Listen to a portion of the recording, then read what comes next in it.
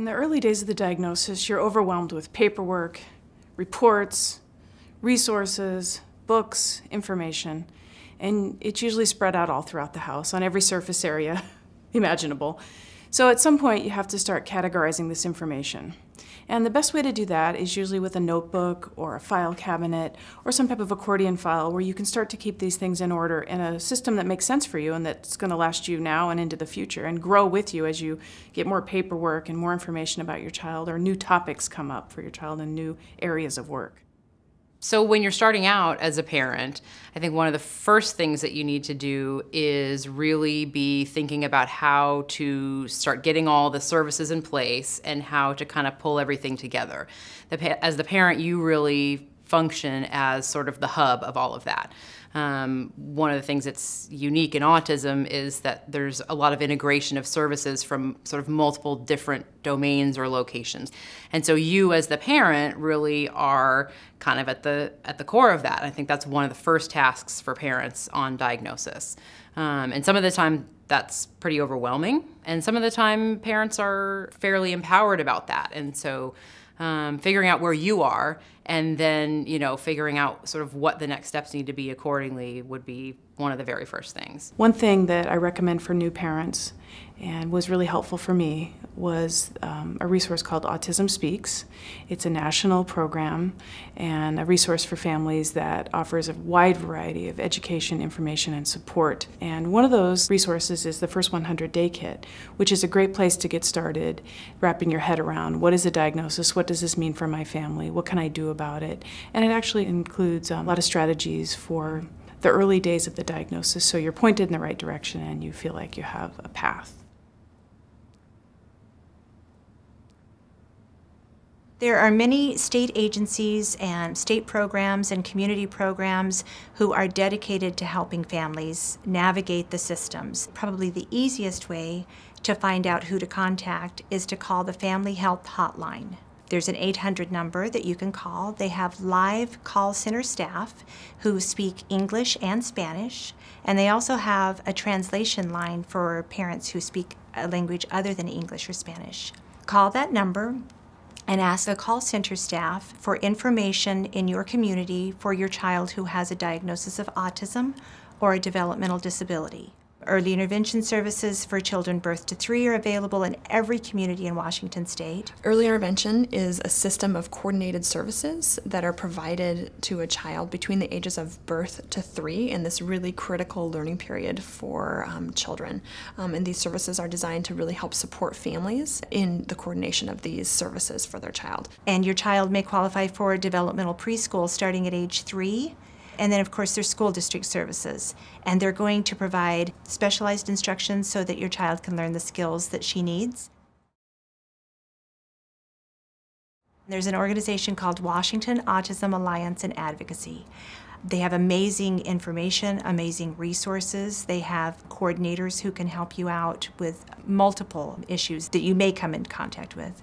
This may all seem like a lot to coordinate and put together, but know that there are people here to support you and encourage you and help you feel empowered to help your child and advocate for your child and his or her needs. Parent to Parent is a statewide program who has parent coordinators in most counties in Washington State, and there are peer mentoring programs where you can be matched with a family who has a child who's similar. And those peer mentors are invaluable in helping parents understand how to take care of themselves, how to take care of their child, and how to get services they need. So having the opportunity to be able to talk with other parents that are going through the same thing, it was very helpful for us. It gave us the feeling that we're not alone. Being around other parents and other families of kids with special needs helped me to kind of see, well, maybe it's going to be okay. It's very important as a parent to learn the language of autism. And what that means is that the providers who work with your child are going to have their own jargon. And it's very specific, and it's not hard to learn, but you have to become familiar with it, because you will then use those terms to describe your child to other people at school, in the community, wherever. So you're going to have a lot of new terms and new words coming your way, And it might help if you write them down. I did that when my daughter was young. I developed a glossary or a dictionary of sorts where when I heard a term that a provider used, I wrote it down. And I would ask him or her to tell me what that means in as simple terms as they possibly could. And then I reframed it using my own terms, and I would put an example there too. Go back and read the report that you just got from your provider. Spend some time really going through that carefully. And questions might come up. That's the perfect time to go right back to that provider and say, hey, I got this report. This is wonderful. I have this information here. Help me understand what this means here. I really want to understand it. As you're going through that report and the list of recommendations there, figure out what the priorities are. Ideally, you do that with your provider. You can sit down and say, well, what are the priorities? I've got 5 things here that I should be doing. What do you think I should do as a provider? What's my step 1? And so really come up with a priority list, because you can't tackle all of these different recommendations all in one sitting. That's not going to work. The key piece for you is to start thinking about your child, because you are really the expert in your own child. You know your child better than anyone, but all the different providers that are going to come see your child. And so you then become kind of the quarterback for your child's development and treatment and intervention. And that becomes key, because one of the things about treatment for autism is we want to build on your child's strengths. You're really going to know your child and you'll become an advocate for your child. But don't expect it in the first month. Don't expect it in the first year. It feels daunting. It feels as if you have to do all of these things right now. But the best way to help your child is to take it one step at a time and do as much as you and your family can do.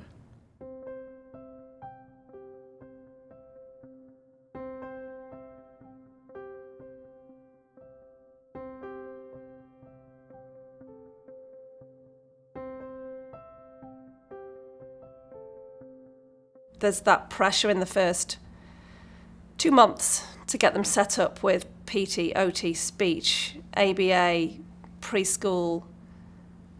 And for each of those things, your child has to go through an evaluation.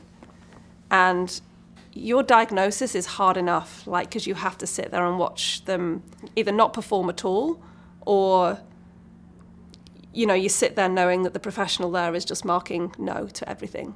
No, can't do that, isn't responding, that kind of thing. So that's really tough in the first few months. And that's something I'd tell a parent to just prepare themselves for, that they've kind of got to go through all that again. I first of all wish that someone would have told me that there was no urgency, that a window wasn't going to close, that I didn't have to do everything all at once to help my child, and that she and we actually would be better if we slowed down, took a breath, developed a plan, and paced ourselves. You feel the urge to do everything fast and to treat her while she was young. She was 21 months old, and I felt like I need to do this right now. I need to put everything in place, and I was reading tons of books that I don't even remember now which ones were, because it was so hard.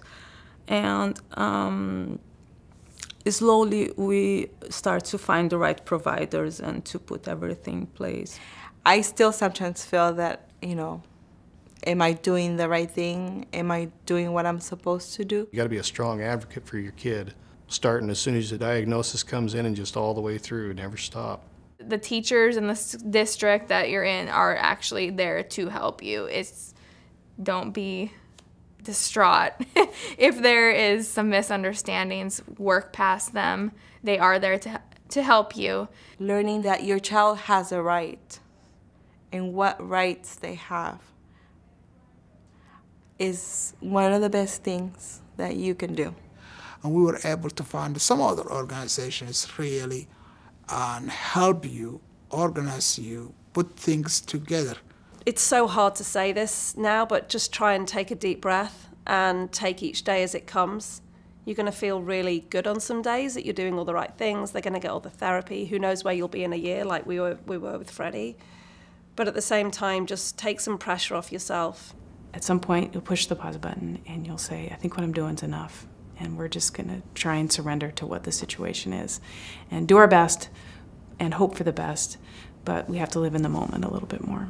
Things will be different, and so will you. So if you feel inexperienced and naive and overwhelmed, that's going to change. You will be able to talk about autism like an expert, and you'll be able to rattle off all the descriptions of different therapies and services, and you'll be able to track data, and your confidence, your competence and your confidence will grow one step at a time, because there's no one who knows your child better than you do. And all the experts are there to help lend their experience in working with lots of kids, but you intimately know your child. And the combination of that input from your child's team, along with your intuition and your keen awareness of your child, is going to go a long way.